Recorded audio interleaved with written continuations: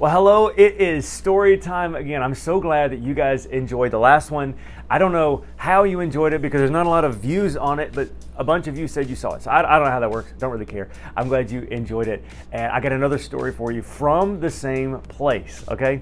Here we go. Now, once again, if you haven't heard the first one, I had this wonderful experience growing up. I got to grow up as the son of a pastor in Alabama. So one of the great things about that is my family moved all over the state of Alabama, and we got to see the most amazing thing about the church and Southern hospitality.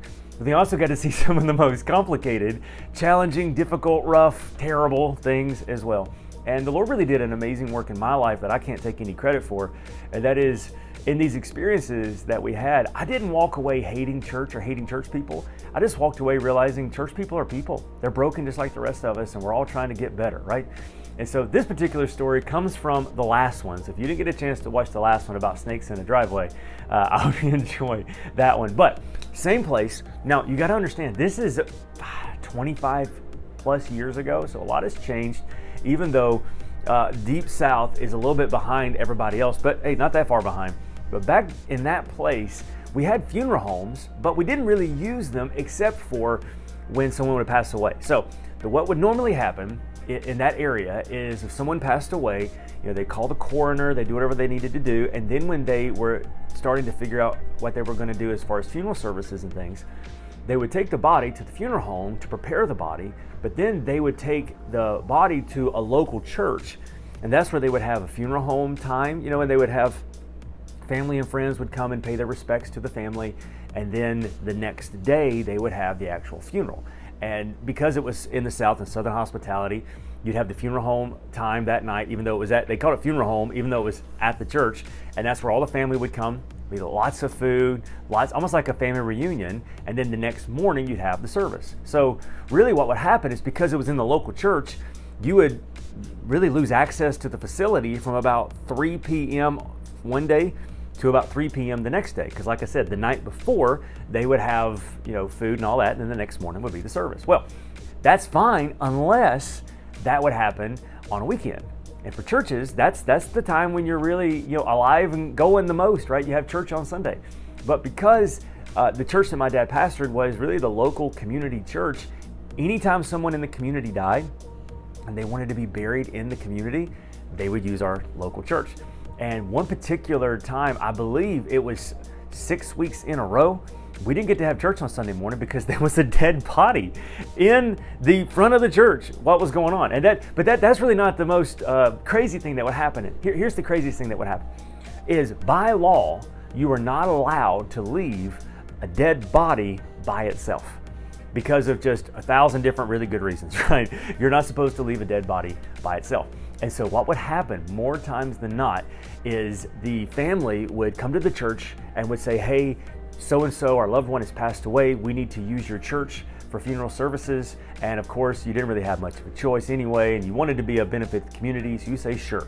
Well, everybody started getting there about 2 o'clock, start setting up. The funeral home would bring the body at about 3 p.m. They would set the body up right in front of the podium at the front of the church, in front of the sanctuary, and then people would come and they'd have food in our fellowship hall. And just big family reunion, big good time. And what they were supposed to do is while all of that was going on, the family was supposed to assign certain family members to take shifts throughout the night, usually an hour at a time, to be in the building with the body until usually about 11 a.m. the next morning when they would have a church service.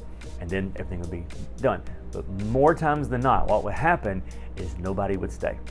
They would all have a good time. They'd eat food. They'd have a big family reunion. Then about 9 o'clock that night, well, Pastor, thanks so much. We'll see you in the morning. And just before cell phones, you couldn't be calling a whole lot of people trying to rally the troops. And so my dad would be like, well, who's going to stay with the body? Well, you are, Pastor. You're the pastor. We figured you would. No, it's not my job. Well, we don't have anybody, and we got to go. And so they would leave their family member alone in our church with my dad. And I cannot tell you how many nights my poor dad would just have to sit up with the dead in the auditorium. And now my dad is amazing and he's awesome, but if he were a little weird, which he's not, if he were, he would be excused for being so because of how many nights he had to just sit with a dead body, right? Now, you can say, oh, you want to, well, that's just a dead body, it don't matter. Why don't you sit with a dead body in a quiet church out in rural Alabama all night and then tell me that it's just a dead body? I had a few times when I would have to go out there and maybe bring him dinner or whatever, and it was all I could do to go out there and to find him, because a lot of times he's been there for hours, right? So he's in a Sunday school class, or he's back in his office, or he's in the fellowship hall, or he's over here. So I would have to go through the room, and I would tell you, I would avoid the auditorium like the plague. And if I had to go in there, now luckily enough, at that point they had closed the front of the casket, but still, I couldn't get out of there fast enough. And I don't know why he didn't just lock up that church and be like, hey, look, I am so done with this, but he didn't do it.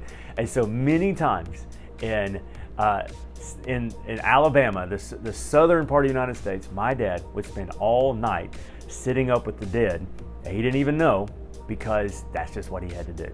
And so one of the things that he was so happy about when he moved from that church to the next is when he went to the next church, from what I understand, one of the first questions he asked somebody is, he said, hey, you guys use funeral homes around here? And they were like, well, of course we do, Pastor. Great news. Great news. And they looked at us like we were crazy. Like, don't you worry about it. We're just so happy that you don't need to use the church. And like, people don't do that, do they? Yes, they do. So next time you have the unfortunate experience of going to a funeral, be so very glad you didn't have to stay there the night before sitting up with the dead. Let me know in the comments down below if you've ever had to do anything like that. I hope you enjoyed Storytime. I'll see you next time.